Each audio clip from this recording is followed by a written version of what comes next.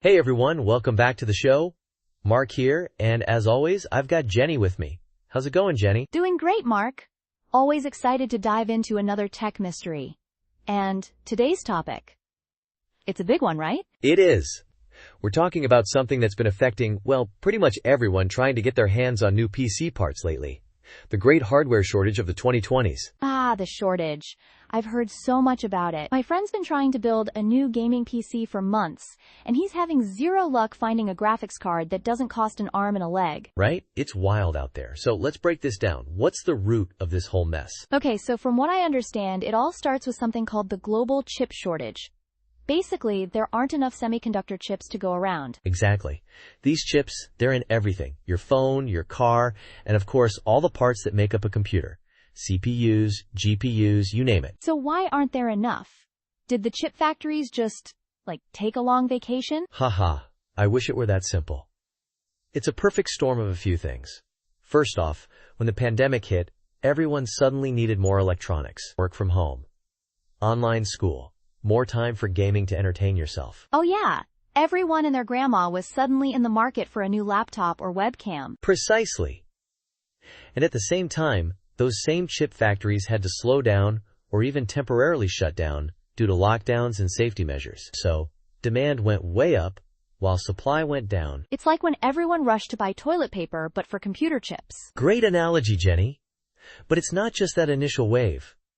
I was reading a report from Arc Solvers, and they're saying this shortage could last until late 2025. That's a long time. 2025? Wow.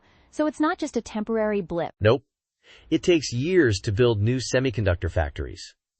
Andrei Burkacki, a senior partner at McKinsey's, he said it takes at least 3 years to ramp up a new facility. 3 years? Okay, so even if they started building new factories right when the shortage started, we're still in for a wait. Exactly. And it's not just the chip shortage itself. We also have these massive supply chain disruptions. Right. I've heard about ships being stuck at ports, containers being in short supply. It's like the whole global shipping system got jammed up. It did. And PC hardware relies on this complex web of global suppliers. As Patrick Smith from Pure Storage put it, it's not always the big, expensive chips that are the problems. Sometimes, it's a tiny, seemingly insignificant component that holds everything up. So if even one small part is missing, the whole production line can grind to a halt? Precisely. And it's hitting the data center sector hard, too. Oh, that's interesting. How so? I mean, we're talking about the huge server farms that power the internet, right? Exactly. Those data centers need constant upgrades and new hardware to keep up with demand. But they're facing the same shortages. Nordic Computer reported that the chip crisis is causing major delays in data center hardware production. So, the companies that provide cloud services, they're struggling to get the equipment they need? Right. And that can affect the reliability and performance of all those online services we rely on. That's a bit scary, actually. It's like the foundation of the internet is under a bit of strain. It is. And to add another layer to this whole thing, we've got the rise of AI. Artificial intelligence? How does that fit in? Well, AI, especially training those complex models, it needs a ton of processing power. And that means a huge demand for specialized chips, especially GPUs. So the same chips that gamers want for their high-end graphics are also needed for AI research? Exactly. Bain & Company did a study, and they're predicting that AI-driven demand for certain components could increase by 30% or more by 2030. There was even a case study done about how NVIDIA is seeing a huge demand for its AI chips. So it's like a new wave of demand is coming, just as we're trying to deal with the existing shortage. That's right. It's putting even more pressure on the semiconductor industry. There is even a survey from IT professionals that said 78% of them had experienced delays because of this. So what's the solution here? Are we just stuck waiting for more factories to be built? That's a big part of it.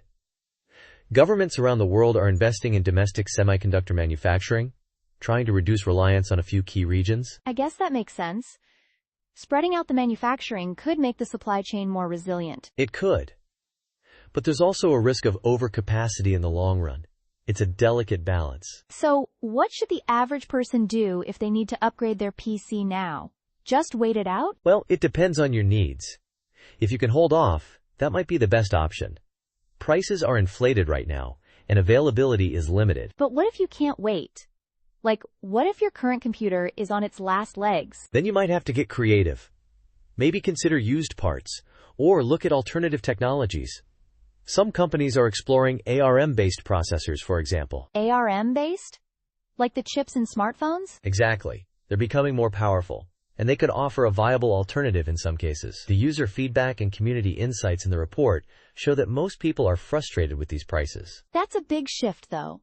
It would be interesting to see if the shortage accelerates the adoption of different processor architectures. It will be. This whole situation, it's forcing the industry to rethink how it operates. More resilient supply chains, new technologies. It's a period of rapid change. Well, Mark, as always, you've given us a ton to think about. It sounds like this hardware shortage is more than just an inconvenience. It's a real turning point for the tech world. It is, Jenny. It's a complex challenge, but it's also an opportunity for innovation. We'll definitely be keeping an eye on how it all unfolds. And to our listeners, thanks for tuning in. We'll be back next time.